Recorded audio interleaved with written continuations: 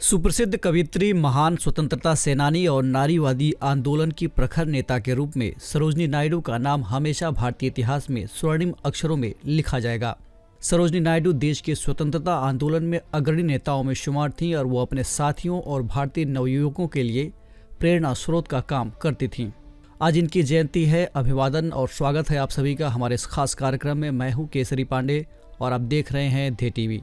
अपने आज के जयंती विशेष में हम सरोजिनी नायडू के जीवन से जुड़े कुछ महत्वपूर्ण पहलुओं पर नजर डालेंगे।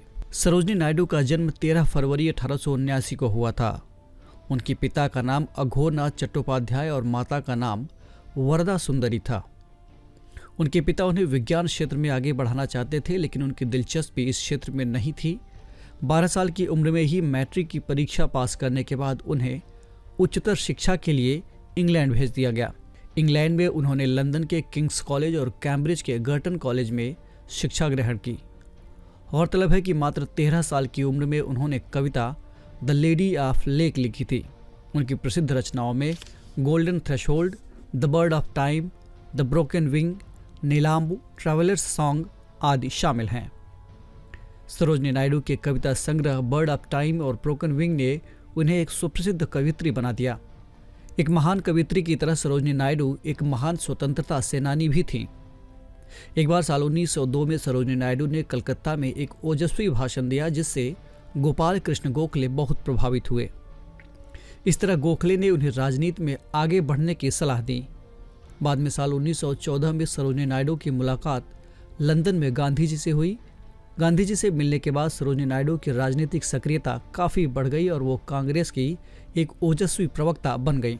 उन्होंने कांग्रेस की बहुत सारी समितियों में काम किया और देश भर में स्वतंत्रता आंदोलन के प्रति जागरूकता फैलाने का काम किया। जलियांवाला बाग हत्याकांड के विरोध में उन्होंने अपना कैसरे हिंद का खिताब वापस कर दिया।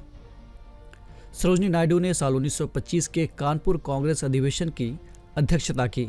इसके अलावा उन्होंने रॉलेट एक्ट का भी विरोध किया। साल 1930 के प्रसिद्ध नमक सत्याग्रह में सरोजिनी नायडू गांधी जी के साथ चलने वाले स्वयंसेवकों में से एक थीं। गौरतलब है कि जब महात्मा गांधी को गोलमेज कॉन्फ्रेंस में बातचीत करने के लिए आमंत्रित किया गया तो उनके साथ प्रतिनिधि मंडल में सरोजिनी नायडू भी शामिल थीं। 1932 में जब गांधी जी को जेल भेजा गया तो उन्होंने आंदोलन को गति और दिशा देने का उत्तरदायित्व सरोजिनी नायडू को ही दिया था। भारत छोड़ो आंदोलन के दौरान जब गांधी जी समेत कांग्रेस के कई बड़े नेताओं को गिरफ्तार कर लिया गया तो उसमें सरोजिनी नायडू को भी गिरफ्तार किया गया था। इसके अलावा सरोजिनी ने कई मौकों पर कांग्रेस के भीतर उठे विवादों को हल करने में महती भूमिका निभाई थी। भारत की आज़ादी के बाद उन्हें उत्तर प्रदेश का राज्यपाल नियुक्त किया गया और राज्यपाल पद पर नियुक्ति पाने वाली वो प्रथम भारतीय महिला बन गईं।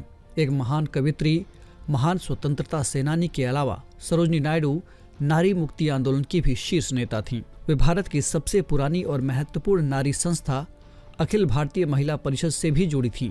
आपको बता दें कि आज भारतीय महिलाओं को जो तमाम राजनीतिक, आर्थिक और कानूनी अधिकार मिले हैं, उनमें इस संस्था का काफी महत्वपूर्ण योगदान रहा है।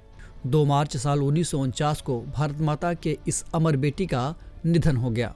भारतीय इतिहास में इस महान नायिका को आगे बढ़ाने वाली पीढ़ियों के द्वारा भारत कोकिला, राष्ट्रीय नेता और नारी मुक्ति आंदोलन की समर्थक के रूप में हमेशा हमेशा याद किया जाता रहेगा। इस एपिसोड में इतना ही। हम फिर मिलेंगे एक नए कार्यक्रम के साथ। तब तक के लिए पढ़ते रहिए और बढ़ते रहिए। नमस्कार।